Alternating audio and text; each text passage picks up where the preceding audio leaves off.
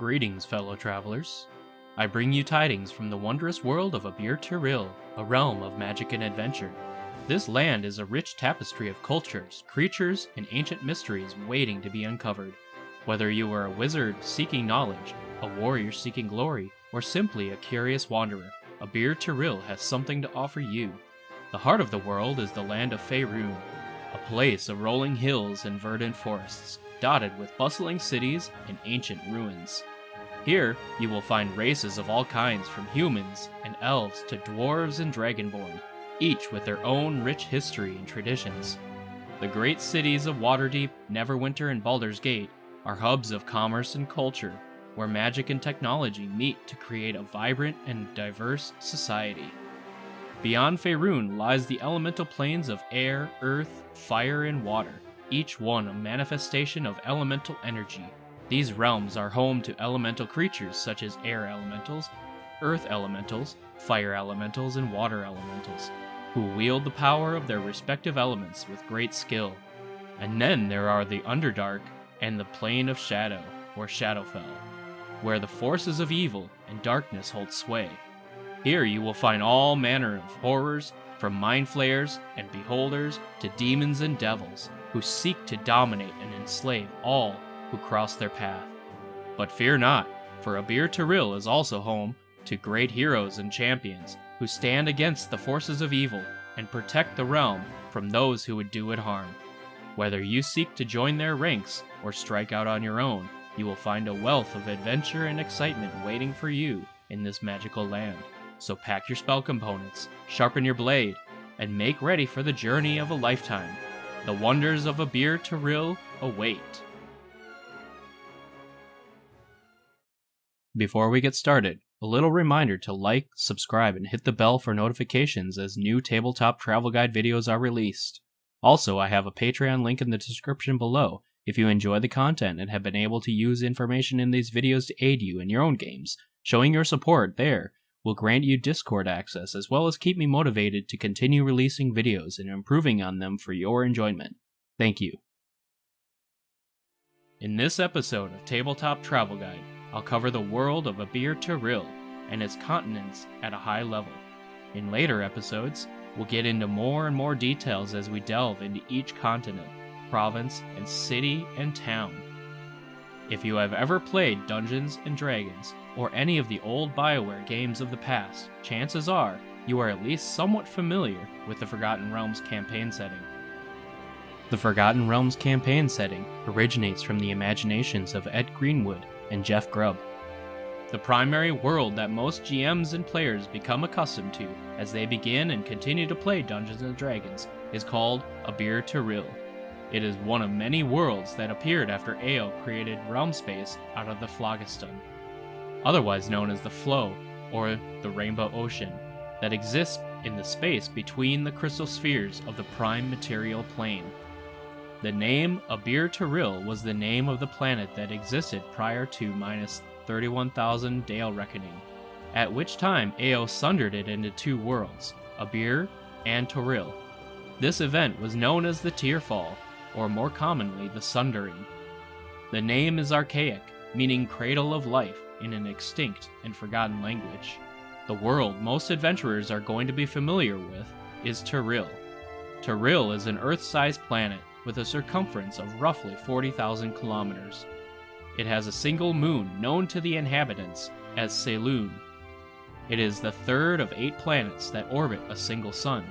For all intents and purposes, the lunar and solar cycles are parallel with that of our own Earth, moon, and sun.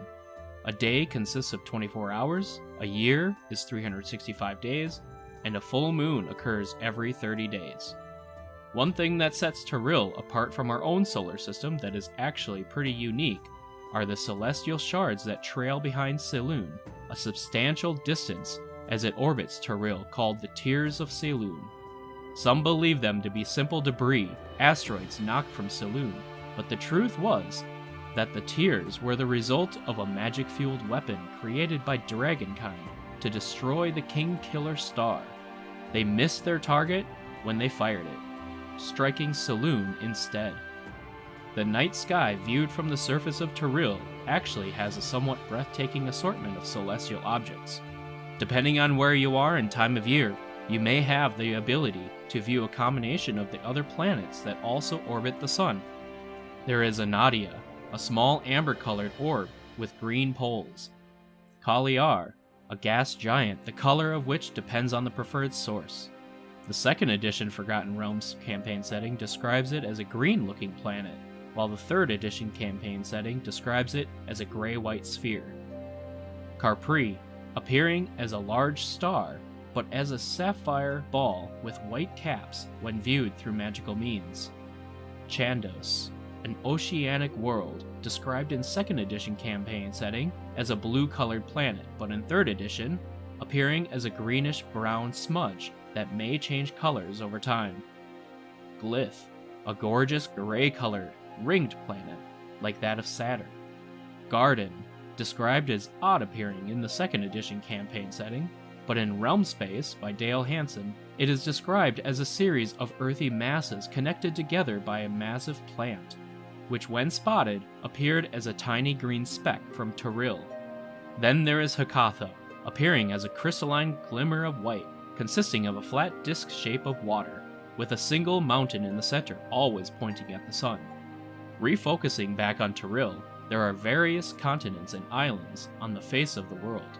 Faerun, the westernmost portion of Toril's central supercontinent, and the one most players and GMs are familiar with, it is bounded on the west by the Trackless Sea, on the south by the Great Sea, on the east by the wide expanses of the Hordlands, and on the north by glacial shelves of ice. It includes a number of offshore islands including Lanton, Nimbro, the Moonshays, fabled Anchrome, and Evermeet. Kara-tur, a far east region past the Hordlands that separates it from Faerun. It is a very different land than most are familiar with. In the past, only whispers of legends have made their way west. The lore of this continent draws heavy inspiration from ancient East Asia in the real world. The largest empire dominating Kara-tur is that of Shu-Long. Zakara, a giant peninsula region far south that is a hot, dry land of deserts and rocky mountains, its great cities hugging the coastlines for trade and water. It has previously been known as the Burning World, or the Land of Fate.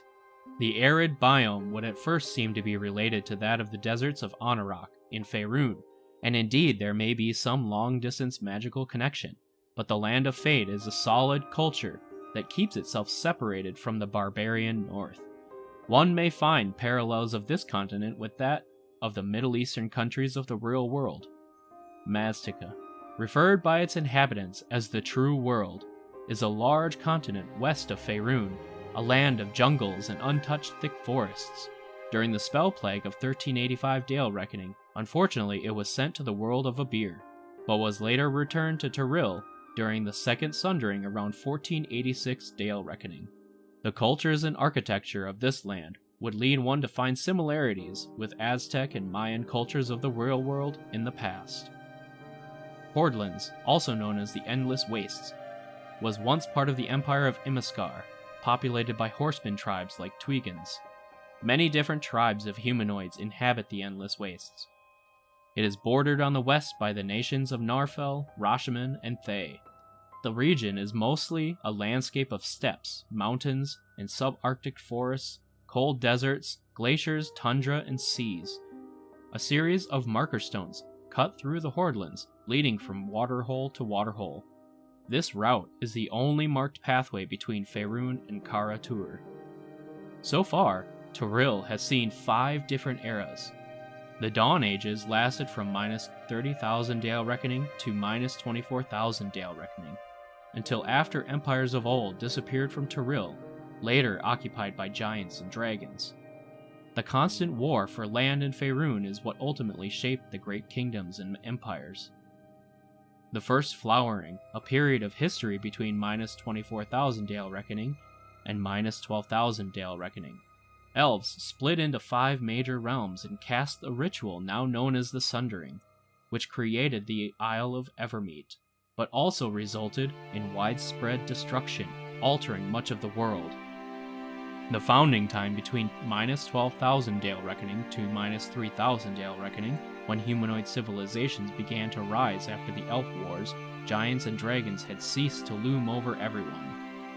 The Age of Humanity, the period between minus 3,000 Dale Reckoning and 1358 Dale Reckoning, beginning with a decline of the Elven and Dwarven empires, while human empires began to expand across the world. In the present age, starting roughly around 1000 Dale Reckoning until present time, it is considered one of the most tumultuous ages, a time of constant struggle, but also one of exploration.